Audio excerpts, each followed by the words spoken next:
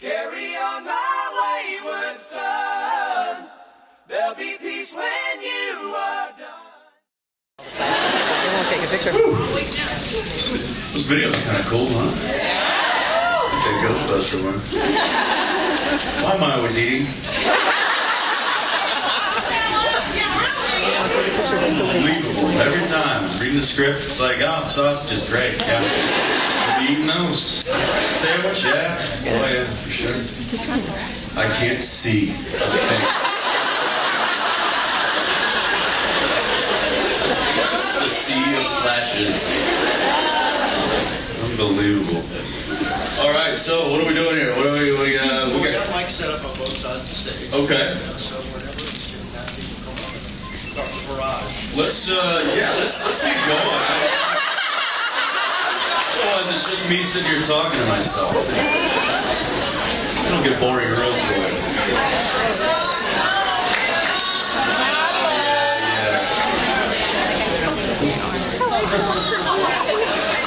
Focusing. Pick a side. All right, let's go right here. Hi, Jensen, I'm Ann. Hi. In Tall Tales, I've been curious about it. You stuffed your mouth with chocolates or whatever it was. How much did you stuff in your face and say CGI your mouth?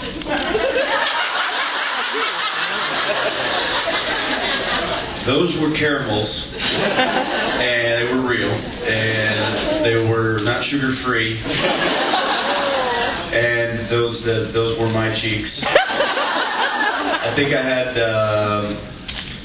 I want to say each take, I think I got in around 15. Oh my gosh. And when you have that much sugar in your mouth, I mean, I didn't swallow it. I mean, as soon as the take was over, it's like, but you get that much sugar in your mouth, and my tongue started swelling up, and my mouth was going numb, and it was ridiculous. I mean, this is the stupidest idea. But it was funny. So yeah, that was all real. That was all me, and it was actually my idea. So I was just supposed to grab a couple, and I was like, this is going to be a lot funnier if I grab 15 and shove them. So there you go. Yeah, absolutely. How about over here? Hi, good morning. I'm Lindsay. Morning. I have two questions. You can answer either one. Okay. The best live sporting event you've been to, or the best live concert? Best live sporting Whatever. Well, the best live sporting event would probably have to be the first time everyone saw the Cowboys play. Yeah, that was great. And then the best, well, it was not the best concert, but I think I just like the fact that it was my first concert ever. It was actually in the same stadium, the Texas Stadium, and it was the Michael Jackson Thriller tour. Who was my mom? I was 6 years old, and she drags me to Texas Stadium, and it was the scariest thing of my life. It's like this giant crowd, and the stage is dark, and these big monsters are like stomping out on stage. Here come these people with swords. I mean, it was like a full-on huge production, right? And I'm like, this is not Disney. But it was pretty spectacular, and I still remember. I have vivid kind of pictures of that in my mind. So that was cool. And I think the next concert I went to was a Van Halen concert. That one I went to on my own accord. So. Thank you. Yeah. Oh, here we go. Hi, my name's Jen. Hi. Good morning. Morning. I was wondering what your favorite gift from your fans Gift from my fans. That's a good question. I'll give you this instead. I'll give you one of my favorite fan stories.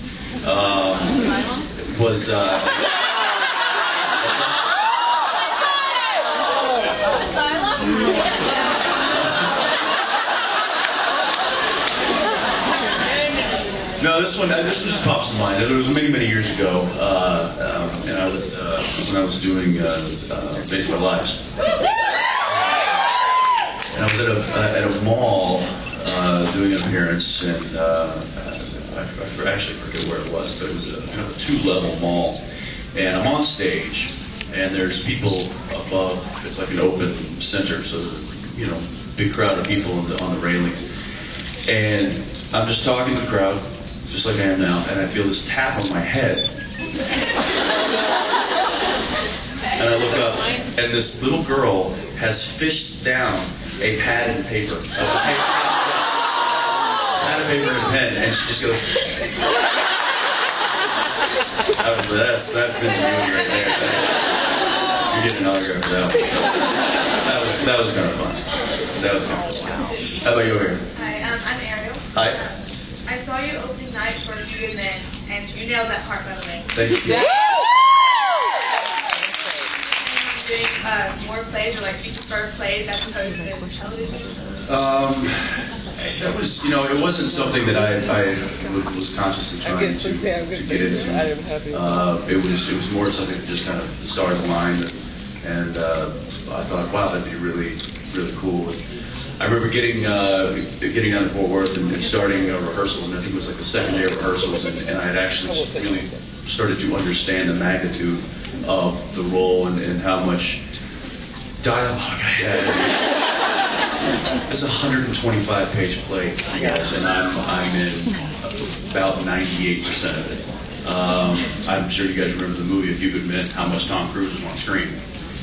So it was very daunting, and I just remember thinking, what have I done?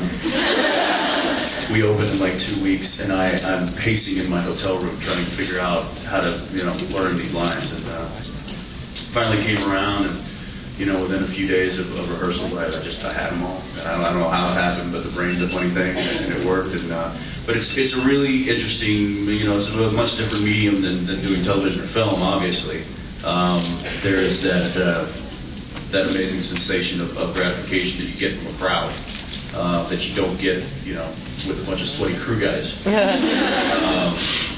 So in that aspect, it's definitely something that I hold in high regard. I don't know if I'll be doing another one anytime soon, but that was definitely an experience I won't forget. Hello, Jensen. Hi.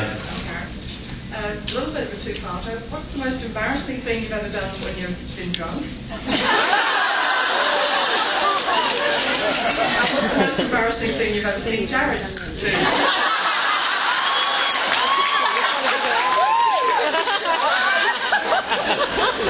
The most loaded question. That's right, he does, doesn't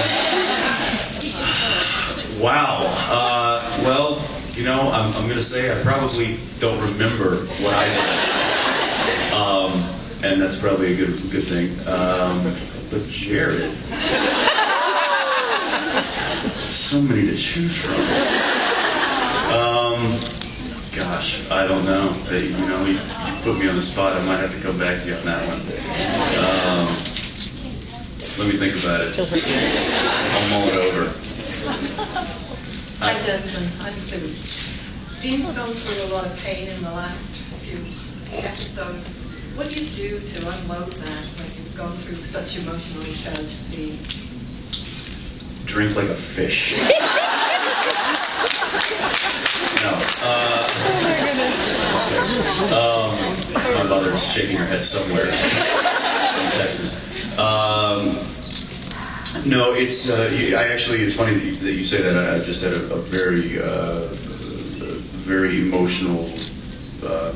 emotionally heavy day on this past Wednesday, and it was a full day of just me. Jared had the day off, and it was it's very taxing. I would rather do a full day of stunt work than a full day of emotional acting, because there's a difference between being physically depleted and emotionally depleted. So it's as far as trying to deal with it, I just try to go home and sleep and talk to my friends and call my family and remind myself of why I'm actually doing this. But it's just something that you do, and I've been doing it for so long. It's I don't even think about it. It's just like, oh, I've got a rough day today, and it's just for me it's just a hard day of work. But there's a certain gratification you get too at the end of the day. You really giving it your all, and you're that wrecked and that spent at the end of the day. It's like, whew, I actually put in some good hours today. So I think that kind of gratification helps me get through it. Hi. Hi. How you doing? Good. My name's Rachel. Hi, Rachel. I was wondering how long it takes for you to memorize your lines and what kind of techniques you use. Well, after you've been doing it for a couple of years, the same role. I mean, Jared and I have gotten. I don't want to say we've gotten lazy, but we've gotten very quick at the memorization process. It depends on how, like the stuff that I did last Wednesday. I went home on Tuesday night and spent about an hour going over it, looking at it, trying to decide how I wanted to do it, how I wanted to play it. I rarely do that. I usually, Jared and I get picked up in the mornings and ride to work in the same truck. And so we generally go over our lines on our way to work, then again in the hair and makeup trailer, and then we go block it and shoot it. So just a repetition. I can read a 2 or 3 page scenes, or 2 or 3 page scene 2 or 3 times and have it memorized. So I think it's like a muscle. The more you do it, the better you get at it. Does Hero have a distributor yet? Not yet. We're working on it. Oh, good. Hi. Hi, I'm Carly. Hi. I was just wondering, Hell Breaks Loose Part 1 and 2, Yeah. where Jared's dead, Yeah. and you had to walk, and how were you able to pull that off? Because that was really good when you were when he was dead.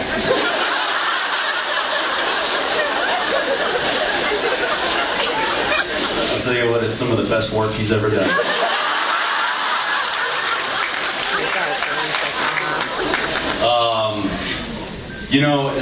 The cool thing with the show and the 2 characters is and working with Jared is that we work together so much that it's not hard to see him like that and then try to envision him like that if I was fresh on a TV show and I didn't really know the people that I was working with, I might have to think of somebody else in that position to kind of get me there emotionally. But because he and I are such good friends and we work together so much, it's like, he's practically a brother to me anyway. And it's not that difficult to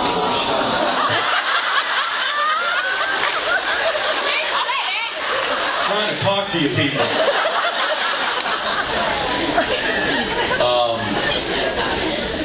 And it's just working with each other, and he and I we're just able to do it. I guess I don't really know that there's a formula for it, but it's like I said, any of those kind of days they're very taxing. And I remember definitely the scene where I'm talking to him and kind of break down and stuff. I went to Kim Manners, who was directing that episode. And I said, all right, Kim, I got to know what you're planning on doing for this scene, because I don't know how many times I'm going to be able to get through it. So if you could minimalize your shot list and just shoot it from 2 or 3 angles as opposed to 6, it's going to help me, because otherwise I'm just going to dry up and be worthless. So he did. He and I collaborated a little bit and tried to figure out the best way to shoot it, the quickest way to get it done, so that I'm not a total wreck. It's always his episodes too. Of course I'm going to forget the name of the episode, but where we're no. Although that was him too. No, when we're sitting on the end of the episode, we're sitting on the front of the horse. Oh yeah. Oh, Jeremy played that thing. And I remember that scene where I was like, he's your dad too, and I shouldn't be so hard on you and all that stuff. And I got so wrecked after that. I had to take a walk down the road because I was so messed up. And I'm just like, Kim, man, you better quit that. So it's just, there's really no formula for it. Thank you. Yeah.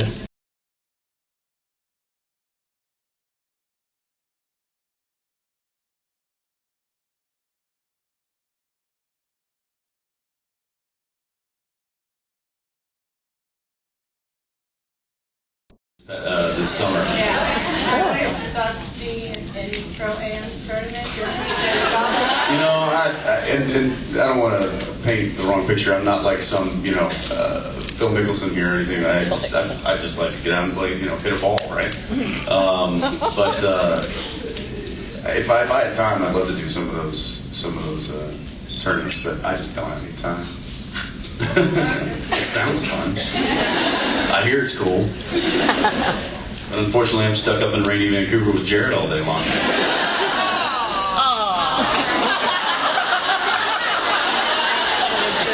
Sensitive crowd. Jeez. Do you have any favorite golfers? I'm sorry? Do you have any favorite golfers? Oh, I don't know that there's one specific that I... Woody Austin's kind of fun. Because he breaks clubs over his head. I feel his pain. Thank you. Thank you. Hi. Good morning. Hi. 2 quick questions and a tiny comment. Okay. First, regarding Phantom Traveler. Yes. Do you share Dean's sentiment regarding flying? No. You did a great job of acting who was afraid of flying. Acting like an idiot? Do that a lot. No, I fly way too often to be. I'm the guy that is asleep before we taxi out to the runway. Yeah. And is there any possibility of you returning, even in a cameo scenario, to your role as Eric Brady?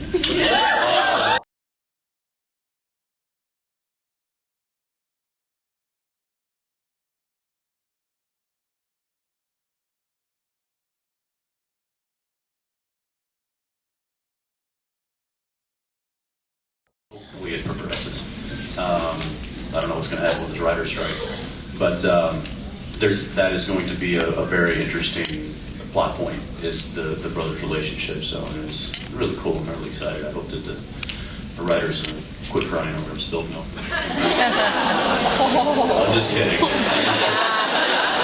No, they actually, I hope that they get what they want, because that way we get what I want. We'll get what we want when we go to negotiations. Thank you. Yeah. Hi. Hi, Dean's jewelry, the necklace, the ring, the bracelet. Are we ever going to... I don't know.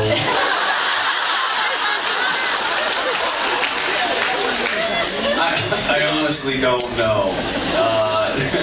No, what it was is, and I don't know if you guys have heard this before, but I've heard you say this before, but in the beginning, when we were doing the pilot, I said, I want this guy to have things, because he's in this supernatural world. He travels around. He's probably got amulets and things that are, associated with what he does. So the costume designer at that point, myself, kind of went through this whole, stuff. She just dumped a box out on a table. She's like, this is all the stuff that I've had, accumulated through the years and all the projects I've worked on. So we kind of went sifting through it a little bit, and I saw something that was really cool, and I saw another thing that was really cool, and I was like, yeah, okay, let's do this. Let's do these. And of course I had to okay him with Eric, and he looked at him and he's like, okay, we'll come up with reasons why you have those. And I was like, whatever. He has not. Is the ring a spinner ring? What's that? Is the ring a spinner ring? No, it's not. Oh. The ring it was a ring that I actually had personally, that I don't even know where that ring is. But they just made a replica of that. And I just say that it's my beer opening ring. Because if you notice, I crack beers with it, and that's really the only use it has. So he doesn't have to carry around a can opener.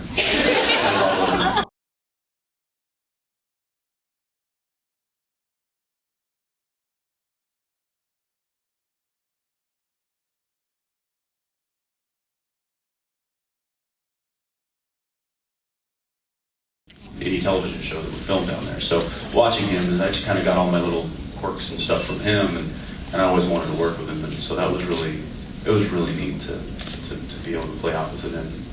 He thinks that I showed him up on screen, and I think the opposite. So it's kind of a mutual respect there. Yeah. Thanks for asking. Hey. Hi, Jensen. I'll be back.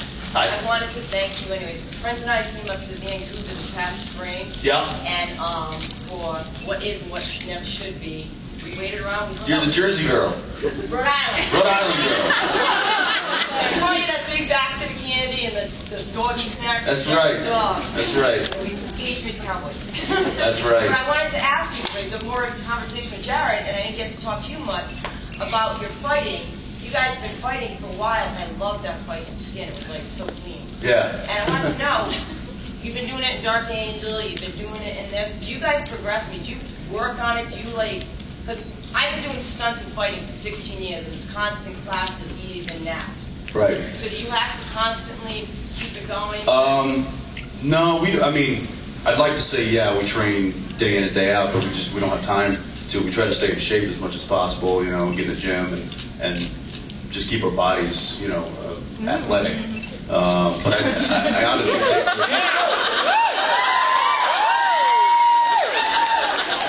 how do you guys go there so quickly?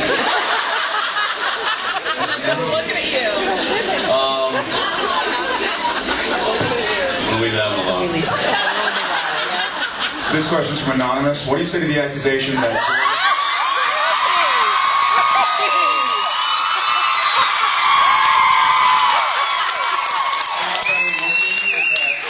that the success of the show has been... It's an anonymous question. I don't know. He was very handsome. Sorry.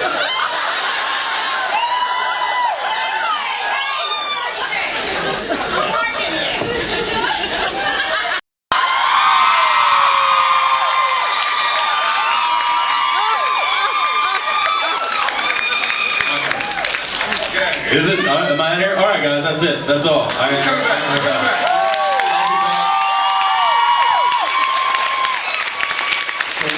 I'm gonna go think about that drunk question. Thanks, guys.